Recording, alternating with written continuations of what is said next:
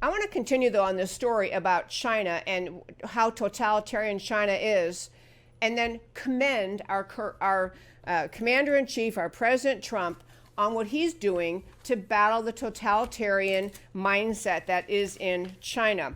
Two last things about the NBA, just capitulating all over itself in this sports world. The ESPN, that everyone, the guys especially, love to watch ESPN. They put a memo out warning their staff to avoid discussing Chinese politics when covering Morey's tweets. Understand what this is. Hong Kong does not want to become part of communist China. Millions, not an exaggeration, millions of people fill the streets of Hong Kong pleading, demanding that they be recognized not just by the government in Hong Kong, not just by China, but by the world. They are crying out to the world, please understand, we love our freedom in Hong Kong. We don't want to be part of China. We don't want to be subject to the repressive government. So there you have it, the ESPN people kind of taking the side of the repressors, not too sure they want to be too much part of this freedom movement. They don't want to have their officials speaking up in favor of freedom. There was a really funny thing. I want to say God bless freedom in America. There is a clip. This is Matt the Wonderful. This is it's from Twitter. It's a clip someone put up.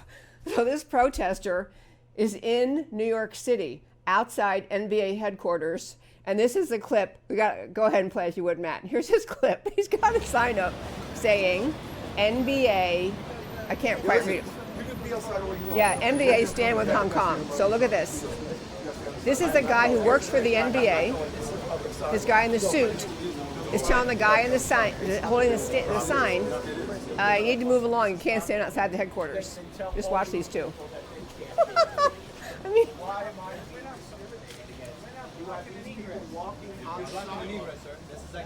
okay, that's enough of just to show you that clip. It is so hilarious. In America, some guy, some average Joe citizen, makes a sign, NBA stand with Hong Kong. He's standing outside the NBA headquarters in New York holding a sign. Someone who works for the NBA, the gentleman in the suit, came out to say, hey, can you move along, like move down the sidewalk a little bit, because he's embarrassing the NBA. And the guy goes, no, they have an exchange. He says, no, this is a public street. This is public property. And he's saying, well, you're blocking access to the building. He goes, no, I'm not. He was standing by a solid piece of glass. It wasn't a door. He wasn't blocking anything.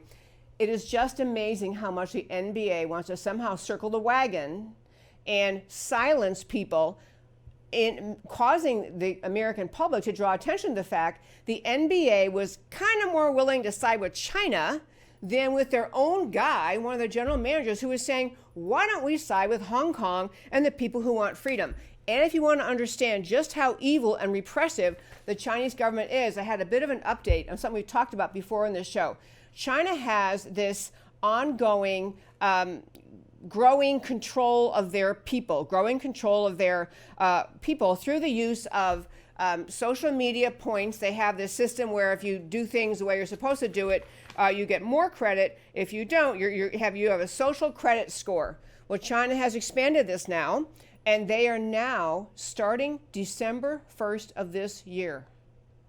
And this, even the name of this ministry in China is kind of Orwellian. The Chinese Ministry of Industry and Information Technology, MIIT, Chinese Ministry of Industry and Information Technology. New rule going into effect December 1st in China.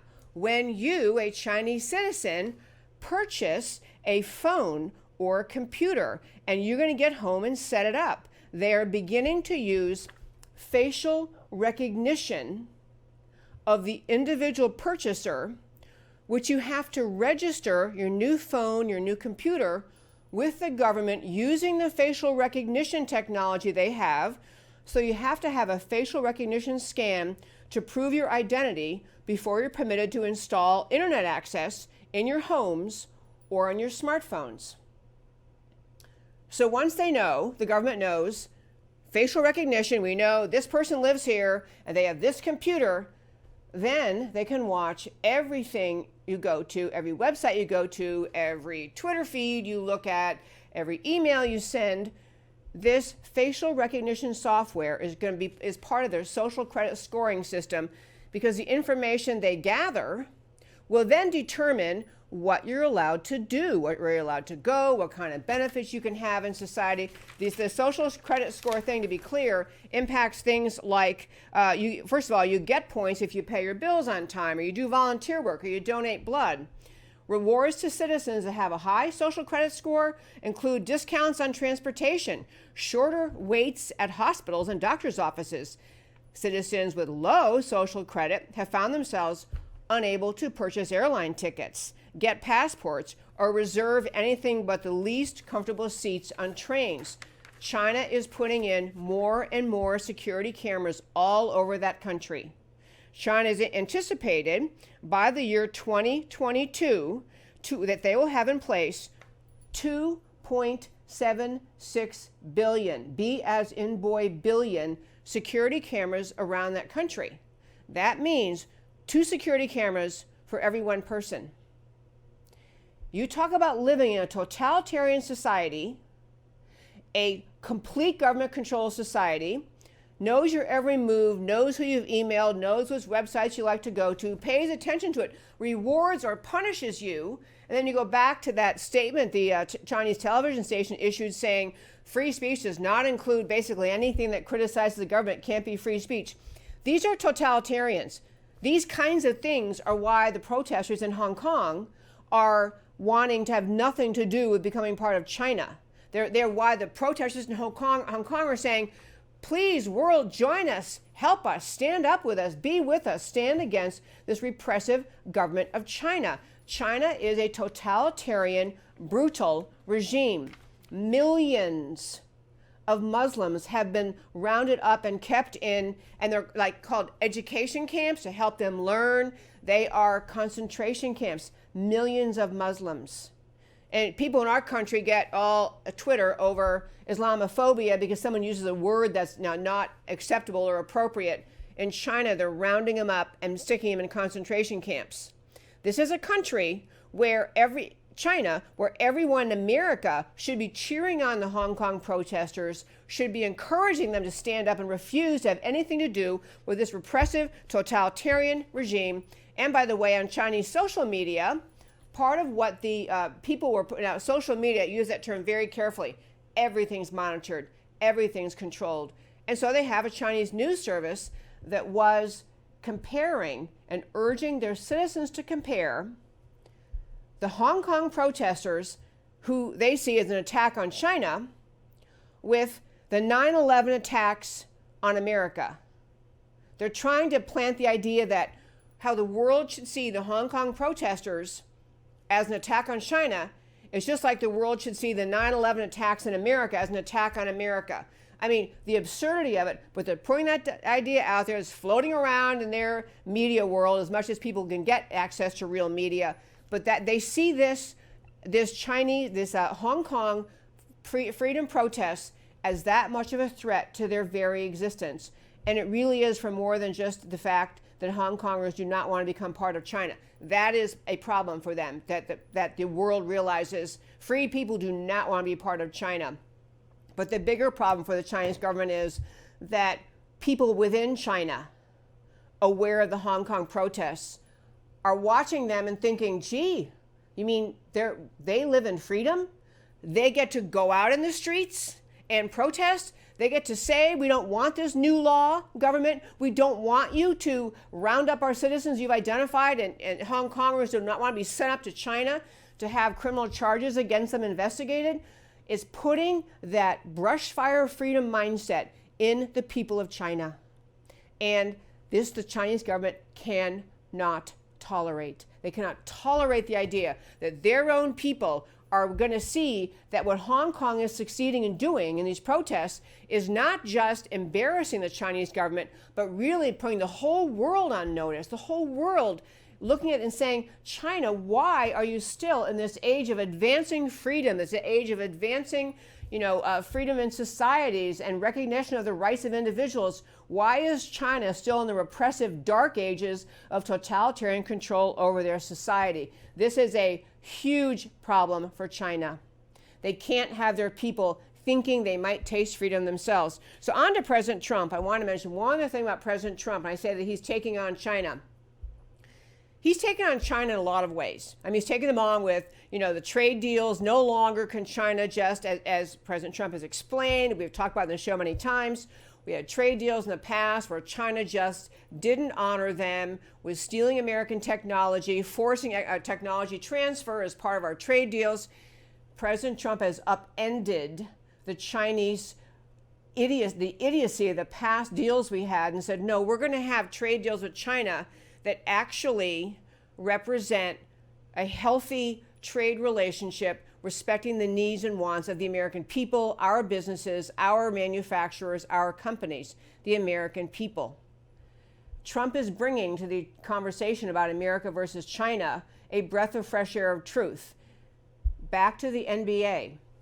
The reason, in part, that the NBA could not figure out that they ought to be jumping up and down and clapping to support the Houston Rockets manager Morey, who put out that tweet about supporting freedom, is because there are too many Americans who do not even grasp the difference between living in freedom, living in America, living in a free market country, and a country rooted in freedom where we have representative government, we have a democratic republic.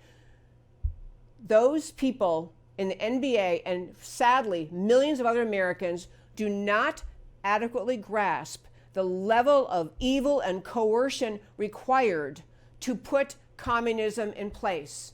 They don't think communism is such a bad thing. Communism is just, all it is really is socialism with no way out. I mean, the economic system communists use are socialism. That has been glorified by the American left, by Bernie Sanders, Alexandria Ocasio-Cortez, more and more mainstream Democrats floating these socialist ideas. Well, all communism is socialism with a gun, socialism with no freedom, socialism with no way out.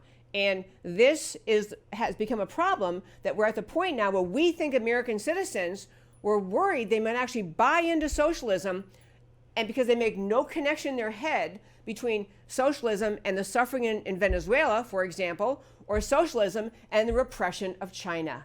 China represses its people because socialism is a horrific economic system that no one wants and everyone tries to flee. And so the more control the government places over the economy, the people in the society, the more force and brutality they must use to hold on to that power.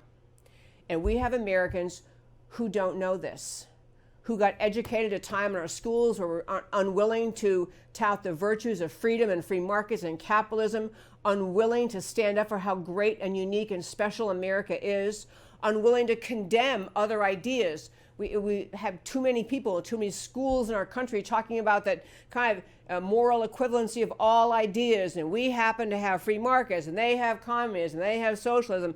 Hey, it's all one big happy family, and it's not. We've been unwilling to denounce socialism and communism for the evils that they are, which gets us to where we have the NBA cannot actually figure out whether or not to denounce the communist repression, whether or not to celebrate the protesters for freedom in Hong Kong. We have President Trump coming along and actually standing up for American-type ideas. I'm going to get to this story about President Trump, which I saw it written about, but I haven't heard much media about it, so I want to be sure and tell you about this. During the era of the very socialist-friendly Obama administration, and to be clear, the Obama administration in 8 years pushed this country further and further left, almost over the cliff of socialism, vastly expanding the scope and power of the federal government, the intrusion of the federal government into industry, controlling through environmental policies or any other reason they could think of, controlling American industry, controlling the American people. We had, and under President Obama, 8 years of rapid expansion of federal government power, taking control of our previously freedom-based society. We had a president nearly push us over the cliff to socialized medicine, couldn't quite get there, still would love to do it, still would have his predecessor, love to have the next president coming along on the Democrat side, push us over that cliff into the ugliness of socialized medicine. So, on to Obama. He entered, under President Obama, he signed a 40-year container terminal lease. President Obama's era, a 40-year container terminal release between the Port of Long Beach in California, Southern California, And the Obama administration signed the agreement in 2012, giving China, you gotta listen to this, giving China control over America's second largest container port behind the nearby Port of Los Angeles. So Port of Los Angeles is the largest, Port of Long Beach, second largest. Under Obama, he signed a 40-year lease giving control of an American port essentially to the Chinese government. I mean, it was a Chinese company, has a name. The name of the company is OOCL, Orient Overseas Container Line, which is a subsidiary or part of COSCO, Costco Shipping Holdings, China-based. Understand China, there's not really much of a thing of private enterprise. When you enter into a huge deal with a huge Chinese entity, you're entering into a contract with China. Obama didn't see any problem. 40-year lease with a Port of Long Beach with a Chinese-controlled company, which essentially with China.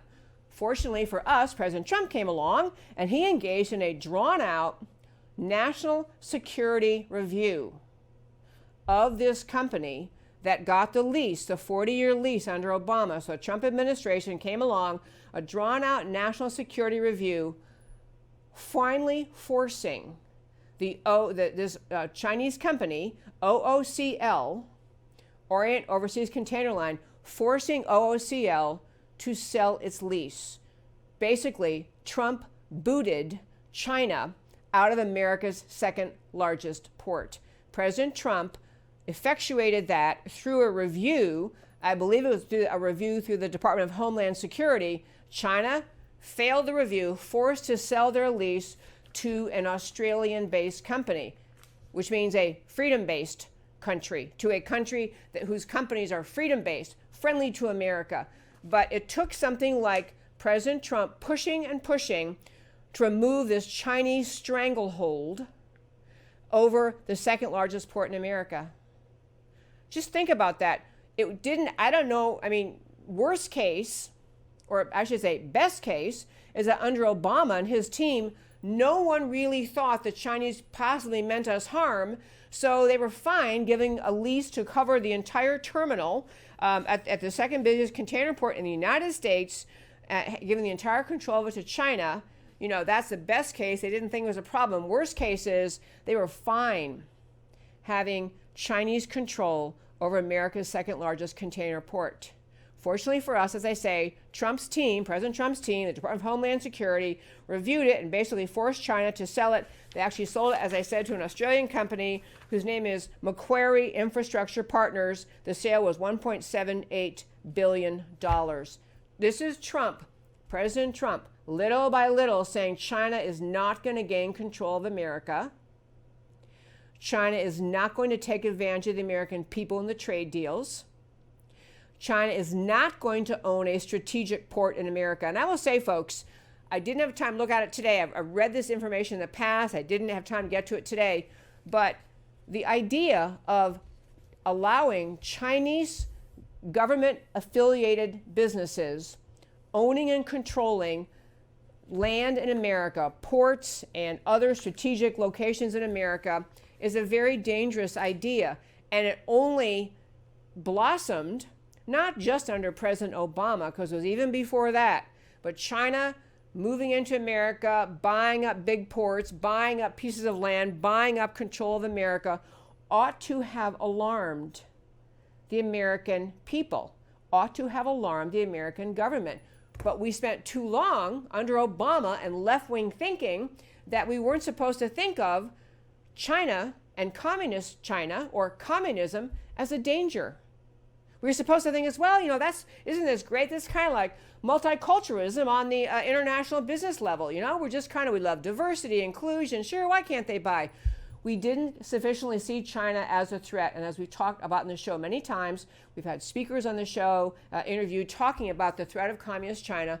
Communist China has an extreme mission, extreme agenda, a long-term agenda to essentially and eventually be the singular superpower in the world. When you recognize that about China, what President Trump did with just that one deal, that port deal in California, we ought to be doing in all sorts of businesses in this country. Reasserting American control and America first and asserting the protection of American industry has got to mean America pushing China and their interests back out of ownership of industries and ports and other possibly strategic locations and businesses, push them back out of America. And this is, honest to goodness, I mean, just that move alone. And, this is not the kind of thing that President Trump, touted and he held a big press conference and demanded accolades. His party, his administration in Washington is doing the kinds of things that are just, in a way, as part of draining the swamp. But it's again reasserting the primacy and the importance of America as a sovereign nation, and that we're not going to have a port, a vital port in America, owned by the hostile Chinese government through their particular business, but owned by or controlled by the Chinese government. This is not savvy. This is not protecting the American people.